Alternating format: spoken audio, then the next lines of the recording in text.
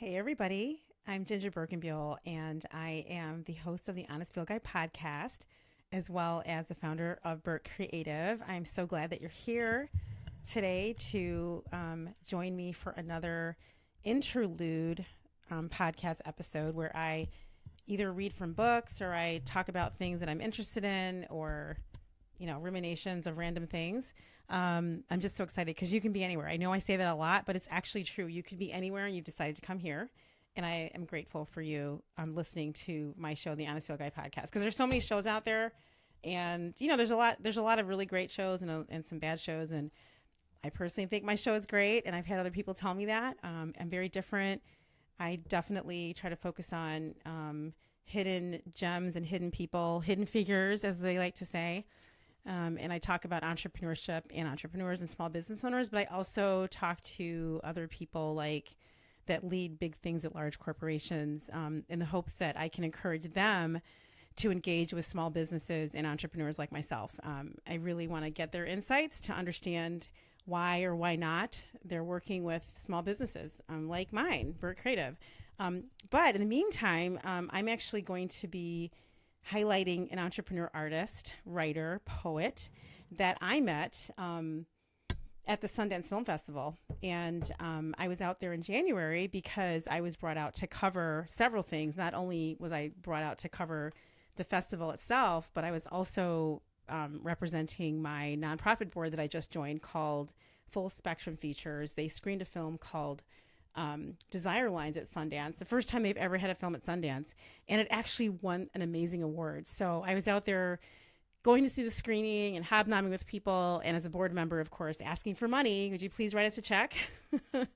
and that was really a joy to be with the actors for this film. You have to look at it. It's called Desire Lines. I don't know if it's been picked up for distribution yet, but it's a beautiful, beautiful film about humanity.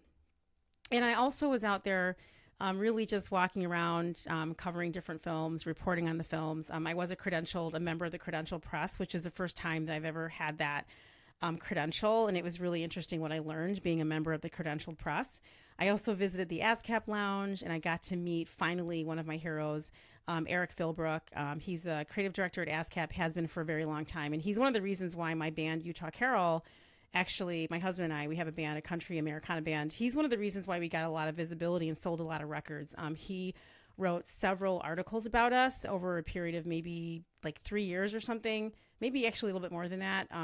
The release of our second album, Comfort for the Traveler, and then Rodeo Queen, he wrote about us in ASCAP magazine, which was really, he obviously wrote about us because he liked our music. So I got to meet him because ASCAP is a permanent feature at the Sundance Film Festival. There's a lot of musicians out there that have their songs in movies. And so it was really great to finally meet him in person after all these years. And I gave him a huge hug, and it was one of the highlights of my trip. And I met so many great people, including this woman named Chanel Murray, who I am really on this show to talk about today. She wrote a book of poetry called All Black Errythang.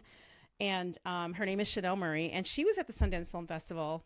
And I'm going to put this up here.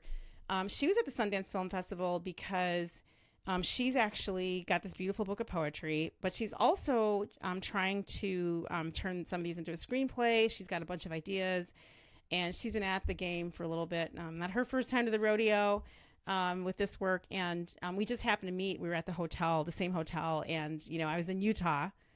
There's not a lot of black people in Utah, so when I saw another cute black girl, I was like, oh my God, I have to go talk to her. What's she doing here? Let's find out.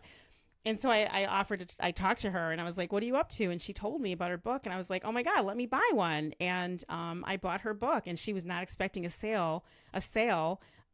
Literally, she'd only had her foot in the hotel for 5 minutes. And I was like supporting her as an entrepreneur because that's what I do. And this book is amazing. It's full of really wonderful poems about Blackness and Black people. And I'm just going to read I'm going to read an excerpt from one of the poems that she wrote because it's really beautiful. Actually, she and I had a phone call a couple days ago, and she called me up. She's like, hey, I just want to touch base. What do you think about my book and my poems and things like that? And it was just so great to be at the Sundance Film Festival and also, bring the experience to real life. You make connections with people, you meet people, you talk to people, you exchange business cards. And I'm going to be really honest. Like, I met so many people at Sundance, and I want to say 75% of the people I met that said we were going to connect, they dropped the ball and they didn't call me back. They didn't connect. There's like zero, like zero anything. But there are like maybe like, 25% more people that I met that are following through on their promise to connect. And I've actually followed up with everybody that I met that I said I wanted to connect with. I mean, I make sure that I do that. But anyway, Chanel, like she, we had a phone call. It was great. And she actually read to me one of her poems out loud. And I thought, oh my God, I'm getting like a private spoken word session with Chanel Murray from her book, All Black Errythang, like on my phone. And I was like, this is amazing. And it actually reminded me that I did tell her that I was going to read something from her book of poetry on my show. And that's what I'm doing. So this is my little interlude. Usually these interludes don't last more than 15 minutes. So I want to make sure you know that, like, you're not going to be on. This isn't my regular type of podcast where I have a conversation for a long time with someone to really learn about their entrepreneurship journey. I'm just going to read part of a poem, and it's really apropos to my life right now. The name of the poem is "My Hair Taught Me to Love Me." And the reason I want to read this, for those of you that have been following my show and following my journey as a writer for Fast Company magazine, you'll know that I wrote a story about my natural hair journey, and it's still available. If you type my name, JinJa Birkenbeuel, in Google, you'll find my byline in Fast Company magazine, and you'll see the essay, the piece. I would like to call it a piece versus an essay. You'll see the piece I wrote related to my life as a little girl with natural hair, and how it impacted not only my life and my psyche, but my brand as I moved into the corporate space. It's a really great story, but I love her poem because it's like, I feel like this is like me. This is like me. Okay, so let me start off.